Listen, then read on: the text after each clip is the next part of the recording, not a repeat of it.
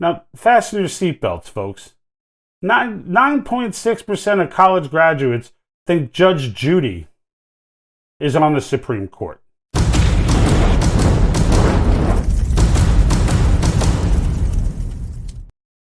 So if you're wondering how your kids, not just your kids, but kids in general, because I don't want good parents to turn this off and be like, my kids are fine.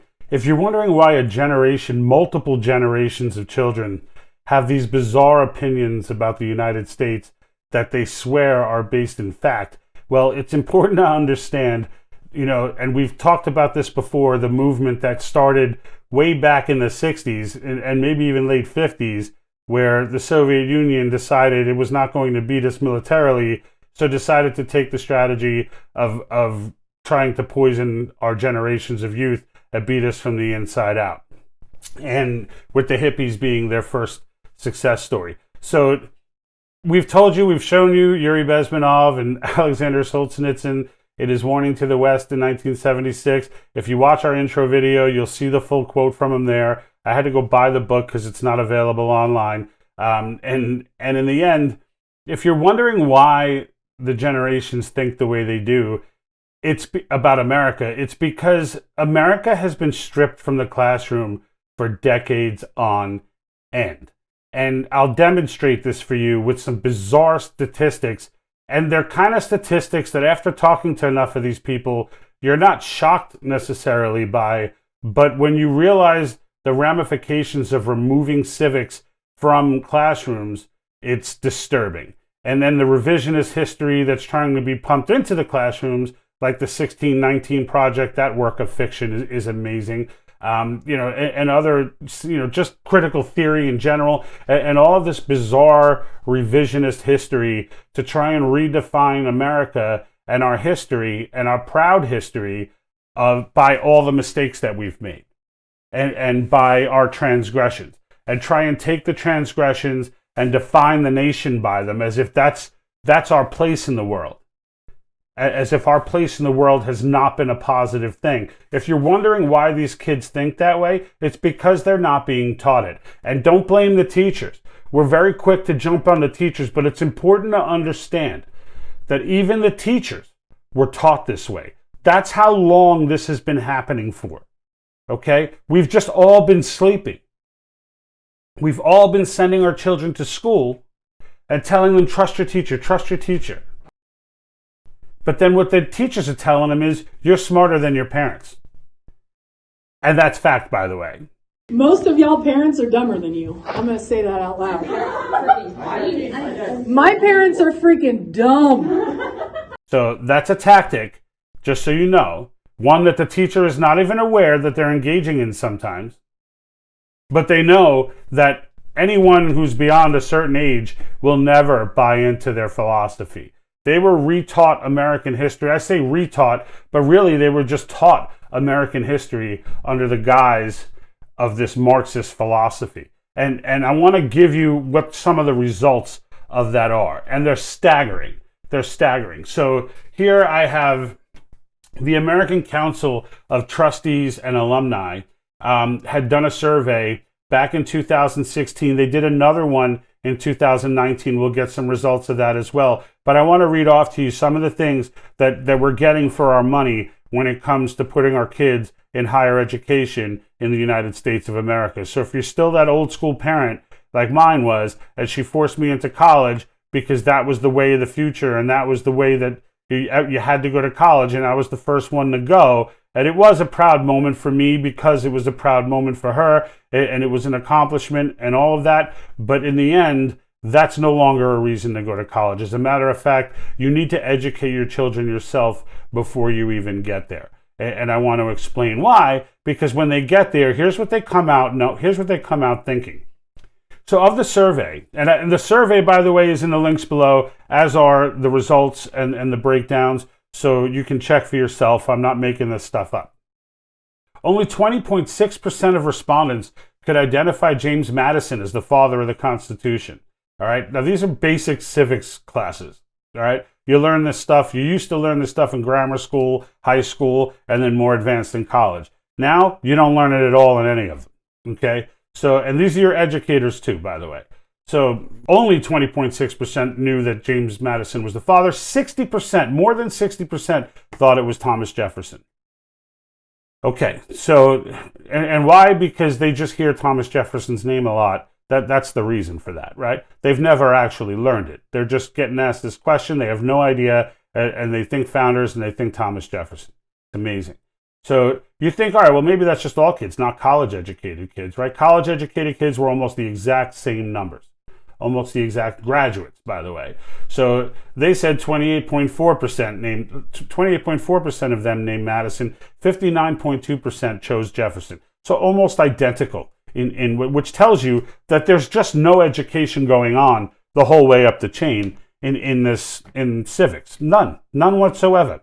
And so when they're presented these bizarre Marxist philosophies about American history, it's believable to them. They have nothing to backdrop it on. They have no fact, no actual history to transpose against this type of indoctrination. And what's worse is the teachers that are dropping it on them also don't know. So here's another good one. And we wonder why convention of states is so hard to get people to realize, right? And this is universities don't discriminate conservative or leftist, okay? They just pump this crap into everybody's head, right? So here's a good one. We wonder why they don't believe in calling a convention, or a convention of states can be, they think it's going to be a runaway convention, and these other bizarre arguments that have been knocked around for 50 years or so, mostly by Marxists in the initial phases, but now incorporated by most ignorant people. All right, let me go. More than half of college students did not know how to amend the Constitution. They have no idea of any part of the process. They're not just Convention of States, they don't even know how it's amended, period. At all. Almost 60% of college graduates failed to identify correctly the requirements for ratifying a constitutional amendment. Well, therein lies your point about why none of them seem to understand that a runaway convention is absurd. Because 6 out of 10 people that graduate college have no idea how an amendment is ratified.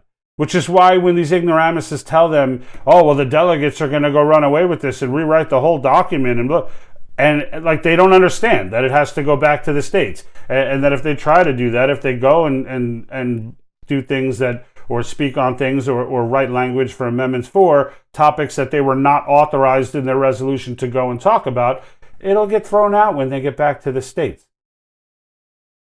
The odds of 38 states being perfectly okay with that is stupid. It's insane.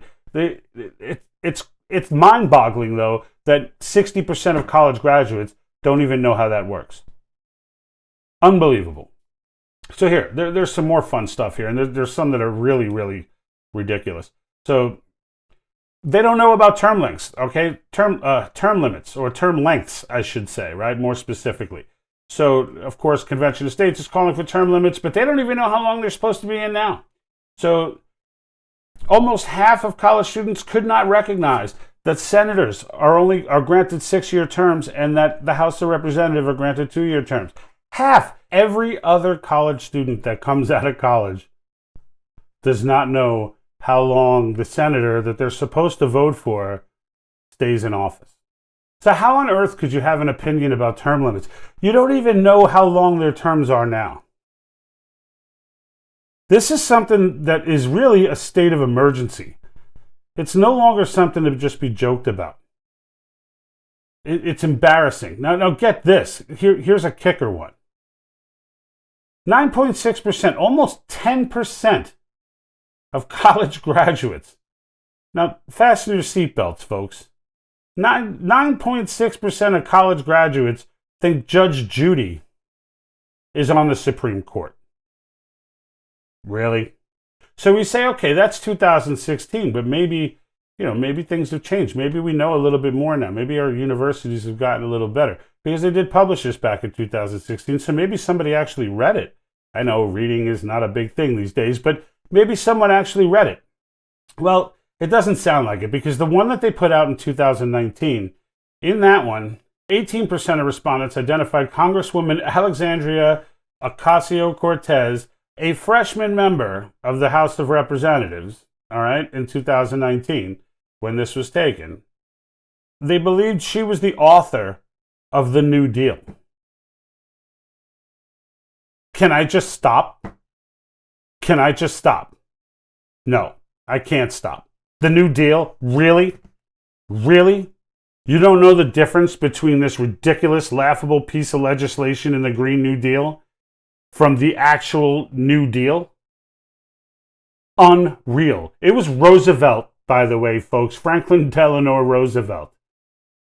Holy smokes. College graduate. They got through 16 years of American education, and they don't know who the author of the New Deal was. I mean, it's just, this is where our money's going, okay? And again, this is all tied in with this Marxist movement. This is decades and decades and decades and decades of complete miseducation of our people. Because this is how you there's not a lot of ways you could take down a country like the United States. There's not a lot of ways. Really, there's only one, and this is it.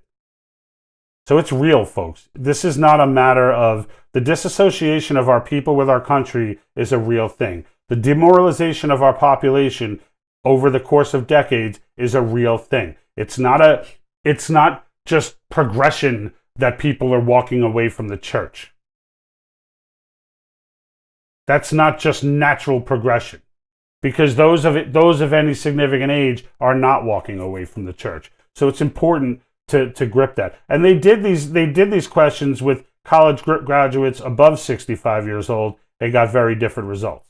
So some of the results from the 65 and older groups, just in case you think this might be some natural stuff that you just forget after not being in college for a while, which is just unacceptable on its face, but let's assume that that's the camp you're in. So most college graduates over 65 knew how to amend the Constitution. 77% of them over 65 who graduated college knew how to amend the Constitution. Both ways, okay? Both ways.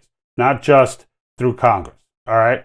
It's just stunning to me, the level of ignorance that comes out. And it's not stunning. It's stunning when you hear it, but the reality is it's like we've been telling you. This is all by design. The movement to take our country back has to happen now. Now. It'll start with convention of states, but that's not the cure-all.